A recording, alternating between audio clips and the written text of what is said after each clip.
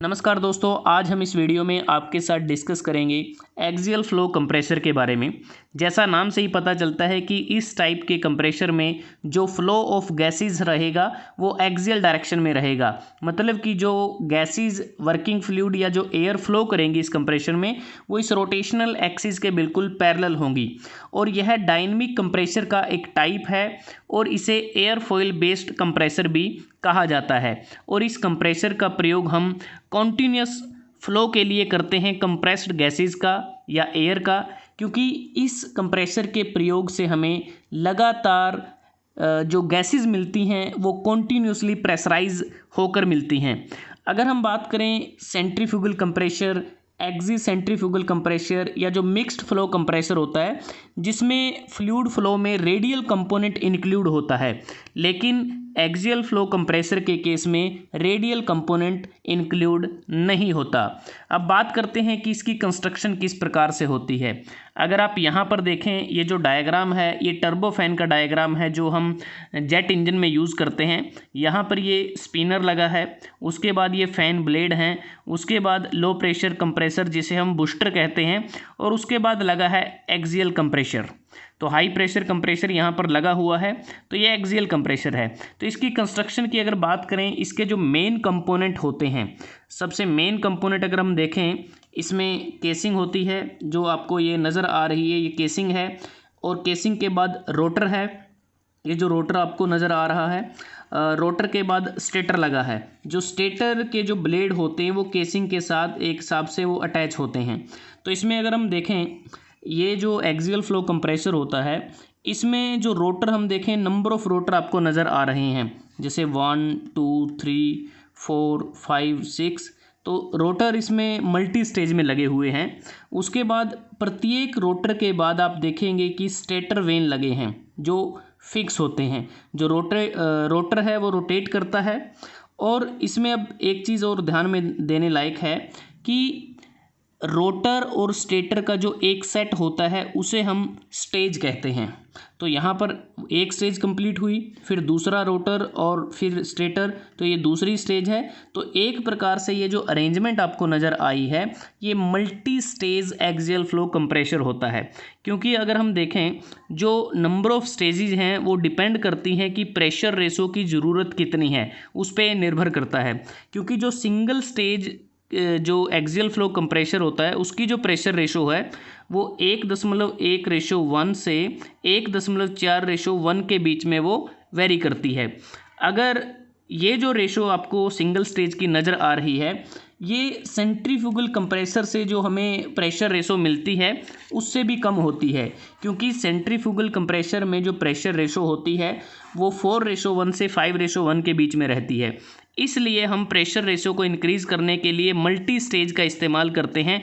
और multi stage में हम जो अनेक स्टेजेस को, नंबर ऑफ़ स्टेजेस को एक साथ लिंक कर देते हैं, जिससे मल्टी स्टेज एक्सियल कंप्रेसर हमारा जो प्रेशर रेशो है उसको बढ़ा देता है। और वो जो प्रेशर रेशो है वो 40:1 तक हम अचीव कर सकते हैं। इतना ज़्यादा इसको अचीव किया जा सकता है।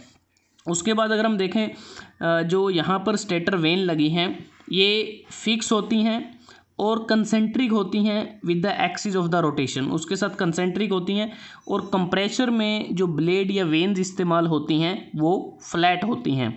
उसके बाद एक्सियल कंप्रेसर के सेंटर में अगर आप देखें, ये जो इसका सेंटर होता है यहाँ पर एक प्रकार से कॉमन पावर शाफ्ट होती है। ये आप देख पा रहे हैं, ये कॉमन पावर शाफ्ट है जिसको हम इलेक्ट्रिक मोटर से या गैस टरबाइन से इसको ड्राइव किया जाता है। तो इसमें इस शाफ्ट पे ही नंबर ऑफ़ जो रोटर होते हैं, जो नंबर ऑफ़ स्टेजेस हैं वो हमारी इसी के अनुसार ही यहाँ पर लगी होती है। उसके बाद यहाँ से एयर का इंटेक होता है और एयर जो फ्लो करती है बिल्कुल ये जो रोटेशनल एक्सिस होता है बिल्कुल इसके पैरेलल जो एयर है वो इसमें एंटर करती है। और एयर का एग्जिट भी बिल्कुल इस रोटेशनल एक्सिस के बिल्कुल पैरेलल होता है। तो इस प्रकार से जो एयर है इस कंप्रेसर में वो पूरी तरह से एक्सियल डायरेक्शन में वो मूव करती है। अब बात करते हैं कि इसकी जो वर्किंग है वो किस प्रकार से होती है। तो वर्किंग की सबसे पहले बात करेंगे कि जो एक्सियल फ्लो कंप्रेसर होता है इसको इलेक्ट्रिक मोटर या फिर गैस टरबाइन के द्वारा इसको ड्राइव किया जाता है। और जैसा हमने बात की कि इस कंप्रेशर में जो फ्लूइड गैस या फिर जो एयर की जो एंट्री और एग्जिट है वो एक्सियल डायरेक्शन में होता है।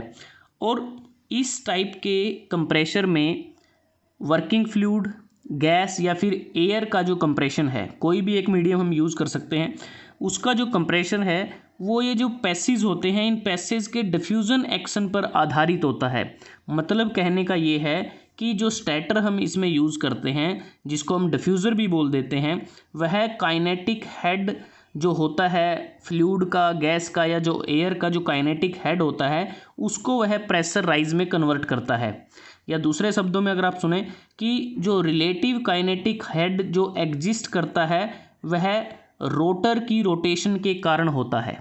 जो रिलेटिव काइनेटिक हेड जो एग्जिस्ट करता है वह रोटर की रोटेशन के कारण होता है। मतलब कि जो रोटर है वह हमारी गैस या एयर की जो रिलेटिव काइनेटिक हेड को वह कम करके फ्लूइड के एब्सोल्यूट काइनेटिक हेड में ऐड करने का काम करता है। मैं फिर से रिपीट कर रहा हूँ कि जो रोटर हम इस्तेमाल करते हैं वह फ्लूइड या गैस या फिर एयर की जो रिलेटिव काइनेटिक हेड है उसे कम करता है और इसे फ्लूइड की जो एब्सोल्यूट काइनेटिक हेड में ऐड करने का काम करता है। मतलब रोटर का फ्लूइड पार्टिकल्स पर यह इम्पैक्ट रहता है कि रोटर फ्लूइड पार्टिकल की एब्सोल्यूट वेलोसिटी को इंक्रीज कर देता है, बढ़ा देता है, और साथ में ही फ्लूइड और रोटर के बीच जो रिलेटिव वेलोसिटी होती है उसको कम करता है। मतलब रोटर दो चीज़ें करता है, एक तो एब्सोल्यूट वेलोसिटी को इंक्रीज करता है और रोटर और फ्लूइड के बीच की जो रिलेटिव वेलोसिटी है उसको कम कर देता है। और इसको हम ऐसे भी बोल सकते हैं कि रोटर फ्लूइड गैस या एयर की एब्सोल्यूट वेलोसिटी को इंक्रीज कर देता है और स्टेटर इसे प्रेशर राइज में कन्वर्ट कर देता है। अगर रोटर को डिफ्यूजिंग कैपेबिलिटी के साथ डिज़ाइन करें तो इससे नॉर्मल फंक्शनिंग के साथ साथ प्रेशर राइज में भी हमें मदद मिलेगी, जिसके परिणाम स्वरूप पर स्टेज ज़्यादा प्रेशर राइज होगा फ्लूइड, एयर और गैस का। स्टेटर और रोटर दोनों एक साथ कॉन्स्टिट्यूट होंगे। तो यहाँ पर आप समझ सकते हैं, अगर हम इसको आसान शब्दों में कहें, कि जो रोटर होता है वह एयर को एक्सेलरेट करने का काम करता है और जो स्टेटर होता है वह उसको डिफ्यूज़ करता है। मतलब कि रोटर के द्वारा एयर की एब्सोल्यूट वेलोसिटी को इंक्रीज किया जाता है और डिफ्यूज़र के द्वारा डिक्रीज किया जाता है और प्रेशर को राइज किया जाता है। तो इस प्रकार हमें एट द एंड हमारा जो स्ट्रोक है एक प्रकार से वहाँ पर हमें कंप्रेस्ड एयर की डिलीवरी होती है जिसका प्रेशर ज़्यादा होता है और उसको फर्दर ऑपरेशन के लिए यूज किया जाता है। और जो टॉर्क इसमें हम अप्लाई करते हैं, क्योंकि जैसा बात करें कि जो रोटर के ब्लेड होते हैं इनके एक्शन के कारण ही फ्लूइड, एयर या गैस का जो एनर्जी लेवल है वो बढ़ जाता है, क्योंकि रोटरी ब्लेड फ्लूइड पर टॉर्क एक्सर्ट करते हैं और टॉर्क हम एक्सटर्नल सोर्स के द्वारा अप्लाई करते हैं। एक्सटर्नल सोर्स क्या हो सकता है? इलेक्ट्रिक मोटर हो सकती है, गैस टरबाइन हो सकती है।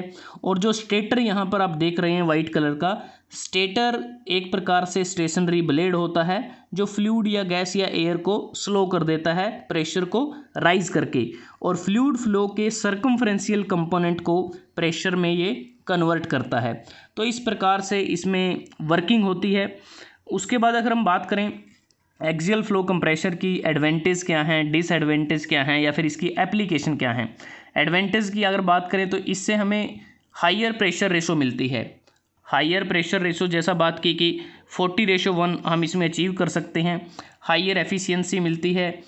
एरोडाइनमिक ड्रैग को ये कम कर देता है, क्योंकि जो एरोडाइनमिक जो ड्रैग को ये कम करता है वो बेसिकली स्मॉल फ्रंटल एरिया होने के कारण ही उसको कम करता है।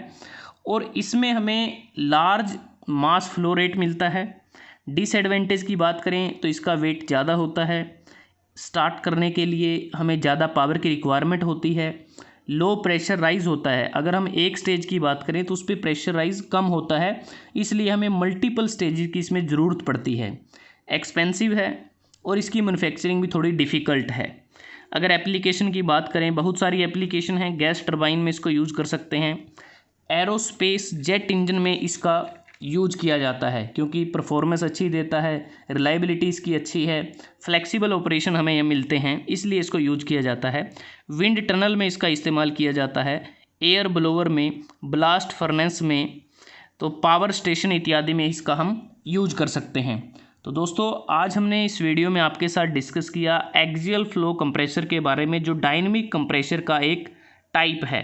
अगर आपको ये वीडियो अच्छा लगा आप इसको लाइक कर सकते हैं, शेयर कर सकते हैं अपने दोस्तों के साथ, स्टूडेंट्स के साथ, और चैनल को सब्सक्राइब करना ना भूलें।